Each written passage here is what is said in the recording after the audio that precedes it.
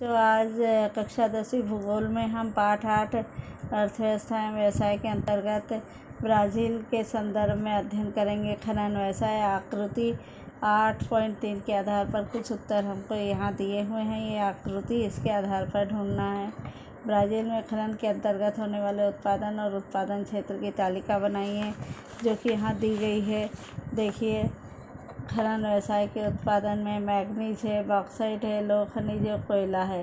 तो उत्पादन क्षेत्र है मैग्नीज का पूर्वोत्तरीय प्रदेश है, जो कि हम यहाँ देखते हैं। यहाँ से हम उसका चिन्ह मिलाते हैं और फिर उसके बाद हम देखते हैं कहाँ कहाँ उसका उत्पादन होता है। तो पूर्वोत्तर में ही उसका उत्पादन है, जो कुछ भी है। और उसके बाद आता है बॉक्साइट। तो बॉक्साइट अमेजन नदी की घाटी का प्रदेश, पूर्वोत्तरीय प्रदेश यहाँ पर होता है। अमेजन घाटी का प्रदेश यहाँ पर है, देख रहे हैं। इसमें ये यहाँ दिखाई दे रहा है हमको, और पूर्वोत्तर प्रदेश यहाँ पर दिखाई दे रहा है। साथ ही लौह खनिज ये मध्य भाग में होता है। लौह खनिज के लिए यह चिन्ह दिया है, देखिए यहाँ दिखाई दे रहा है हमको लौह खनिज। उसके बाद है कोयला। कोयले के लिए ये चिन्ह है, और ये कोयला हमें दक्षिण में दिखाई दे रहा है। तो यहाँ हमने देखा कि मैग्नीज जो है पूर्वोत्तर, बॉक्साइट भी अमेजन घाटी का प्रदेश और पूर्वोत्तर। फिर इसके बाद आता है लौह भी हमको मध्य भाग में दिखाई दिया यहाँ, और उसके पश्चात आया है कोयला, तो दक्षिण में। तो इस तरह से इस तालिका से वह स्पष्ट हो जाता है।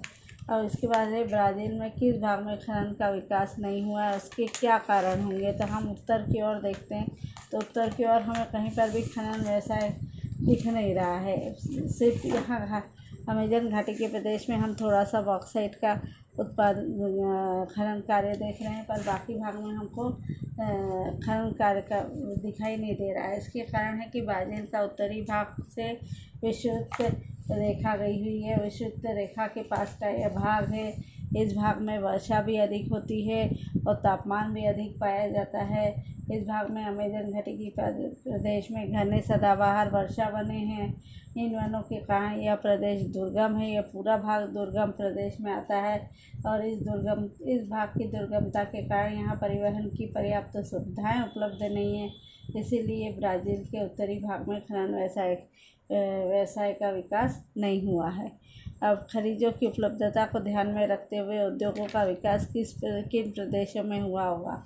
हमने देखा कि ब्राज़ील में हमने देखा था ये 4 ही खनिज पाए जाते हैं, जिसमें हमने देखा कि लौह खनिज जो है मध्य भाग में पाया जाता है। ये देखिए मध्य भाग में दिखाई दे रहा है। हाँ, ब्राज़ील के पूर्वोत्तर भाग में हमको मैग्नीज दिखाई देता है, और उसके अलावा हमको ये देख रहे हैं मैग्नीज के अलावा हमको यहाँ पर मिलता है बॉक्साइट। ये बॉक्साइट और मैग्नीज भी यहीं पर हमको दिखाई देता है। कुछ ही भागों में है, ज़्यादा भागों में नहीं है। इस तरह का चिन्ह जो हम देखते हैं, छोटे डब्बे बिल्कुल, उन्हीं को कहा है। अब ब्राज़ील के सुदूर दक्षिण भाग में कोयले के भंडार यहाँ हमको दिखाई देते हैं। परिणाम स्वरूप हम कहेंगे ब्राज़ील के मध्य भाग, पूर्वोत्तर भाग और दक्षिण भाग के प्रदेश में ही खनन व्यवसाय का विकास हुआ है। अब इसके स्पष्टीकरण दिया है कि ब्राज़ील का पूर्वी भाग लौह अयस्क, मैंगनीज, निकल, तांबा, बॉक्साइट आदि खनिजों से संपन्न है। दुर्गमता, घने वन, घनदाट अरण्य, निष्क्रिय खनिज संसाधनों का अज्ञान इत्यादि प्रतिकूल कारकों की वजह से देश के आंतरिक भागों में खनन व्यवसाय के विकास में मर्यादा आ गई है। पूर्व भाग में हम सबसे ज़्यादा फसल भी देखते हैं और खनन कार्य भी देख रहे हैं। इसी भाग में ज़्यादा से ज़्यादा दिखाई देता है हमको। हाँ, परंतु ये जो भाग है यहाँ घनदाट अरण्य है। यहाँ पर खनिजों के बारे में अज्ञानता पाई जाती है। ये मैग्नीज हमको जहाँ बॉक्साइट दिखाई देता है, वहाँ कहीं कहीं मैग्नीज दिखाई देता है। तो यहाँ पर हम इस भाग में देखते हैं या इस भाग में देखते हैं, तो यहाँ निष्क्रिय खनिज संसाधन है जिसके बारे में अज्ञानता है। आंतरिक भागों में खनन व्यवसाय का विकास में मर्यादाएं आई हैं, यहाँ नहीं हो पाया है। इन भागों में भी खनिजों की उपलब्धता एवं देश की बढ़ती मांग के कारण उच्च भूमि के प्रदेश में खनन व्यवसाय का विकास हुआ है, जो कि हम यहाँ देखते हैं इस भाग में। आता है मत्स्य उत्पादन। आकृति 8.3 के आधार पर हमको प्रश्न देना है। इसके आधार पर हम मत्स्य उत्पादन देख रहे हैं। मछली पकड़ना, ये हम पूर्वोत्तर में ही दिखाई दे रहा है सभी। जगह।